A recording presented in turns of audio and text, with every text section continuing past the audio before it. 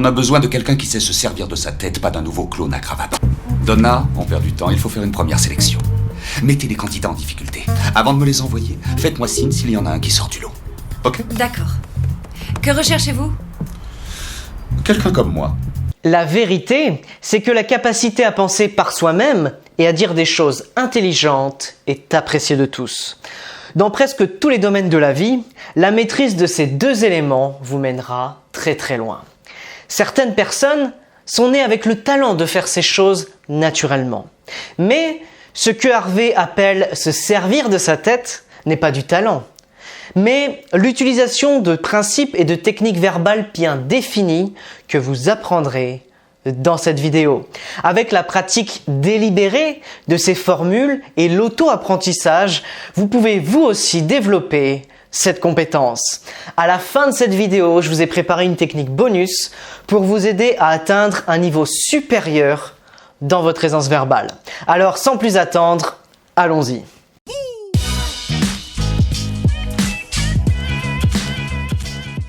Dans ma formation Répartie Alpha, j'enseigne l'approche accepter et amplifier, très importante pour la self-défense verbale.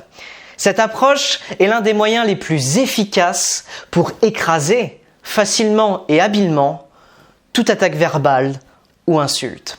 Avant d'en parler, voici un exemple tiré de la saison 4, épisode 9, où Harvey sert une assignation à témoigner contre un autre avocat. Vous êtes venu me remettre les dossiers en main propre? Je suis venu vous remettre ceci en main propre. Si c'est une invitation pour votre anniversaire, je suis déjà pris. Dommage, j'avais promis aux enfants de faire venir un clown.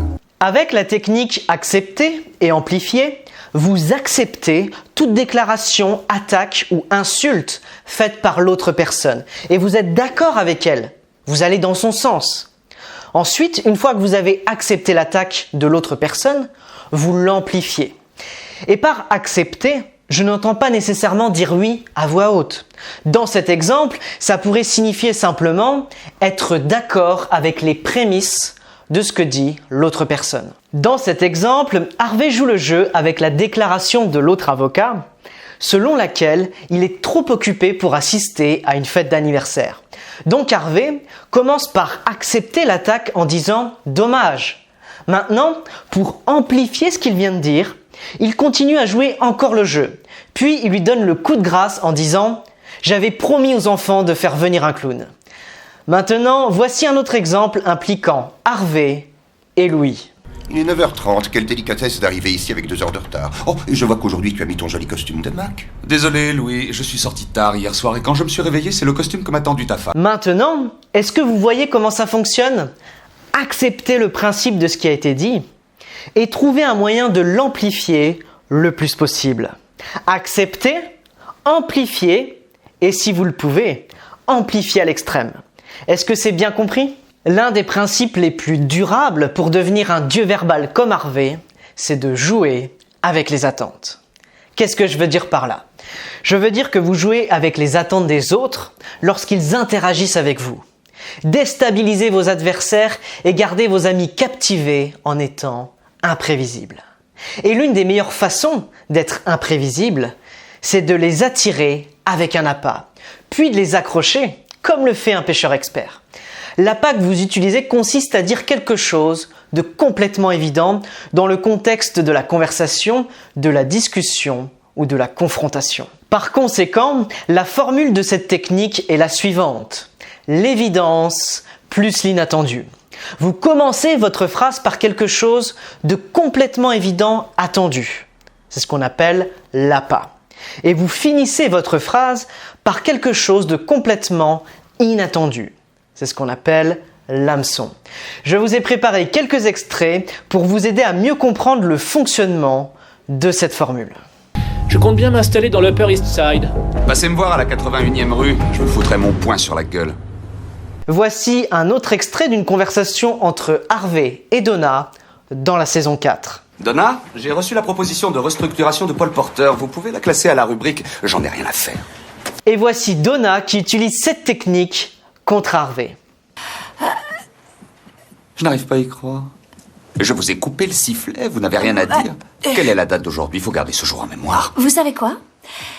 Aujourd'hui, nous sommes le 7 du mois de Allez vous faire voir et demain, nous serons le 8 de Prenez vous-même vos rendez-vous. Maintenant, je vais vous parler d'un des principes fondamentaux pour continuer à travailler ce côté imprévisible dans votre vie. Un principe essentiel des compétences verbales et de la domination verbale est que vous devez toujours dire les choses indirectement plutôt que directement chaque fois que cela est possible. Les personnes qui maîtrisent peu leur conversation diront toujours les choses directement. Pour ça, elles vont utiliser un langage grossier. Elles vont se livrer à des attaques maladroites. Mais quand vous faites ça, l'autre personne se ferme. Elle met en place des mécanismes de défense. Et vous ne les affectez pas de manière significative avec ce type de langage trop direct. Afin de vous mettre vraiment dans la peau de votre adversaire, vous devez avoir un langage un peu plus élaboré dans la façon dont vous attaquez verbalement une autre personne. Et pour ça, le langage indirect, c'est la clé pour pénétrer dans son cerveau.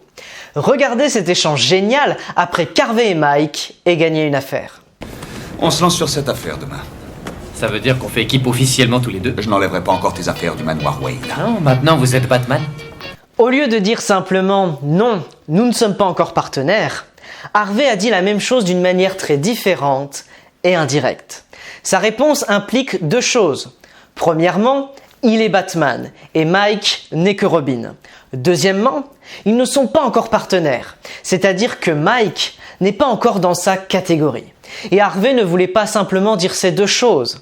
Alors il a trouvé un moyen de le dire indirectement. Et avec un langage indirect, vous entrez vraiment dans le royaume des dieux de la parole. Voici une autre façon dont Harvey utilise une réponse indirecte. Harvey, vous vous souvenez de Koppelman? Comment pourrais-je oublier un abruti pareil? Harvey aurait pu simplement dire « Oui, bien sûr, je me souviens ». Mais il choisit une façon indirecte de dire la même chose. Permettez-moi de vous donner deux autres exemples.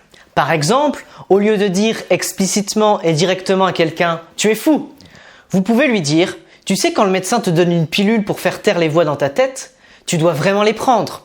Ou encore, au lieu de demander à quelqu'un de se taire « Et tais-toi s'il te plaît », vous pouvez lui dire « Et s'il te plaît, laisse-moi un peu d'air ». S'il y a un moyen pour vous d'augmenter considérablement vos compétences verbales, c'est simplement d'adopter cet ingrédient indirect et de l'utiliser à chaque fois. Vous devez vraiment sortir de cet état mental par défaut où vous dites les choses directement, de manière paresseuse, automatique, par cliché. Vous devez apprendre à dire les choses de manière complètement inattendue. Entraînez-vous toujours à dire la même chose d'une manière différente, la manière indirecte. Passons maintenant à la technique bonus, c'est ce que l'on appelle la règle de 3. La règle de 3 est un principe bien connu utilisé par les humoristes, les écrivains et d'autres personnes qui suggèrent que les choses qui vont par 3 sont plus drôles, plus satisfaisantes ou plus efficaces que d'autres nombres. Si vous étudiez la comédie, vous connaissez peut-être déjà la règle de 3. Et Harvey utilise la règle de 3 de manière plus créative, unique et percutante que d'habitude.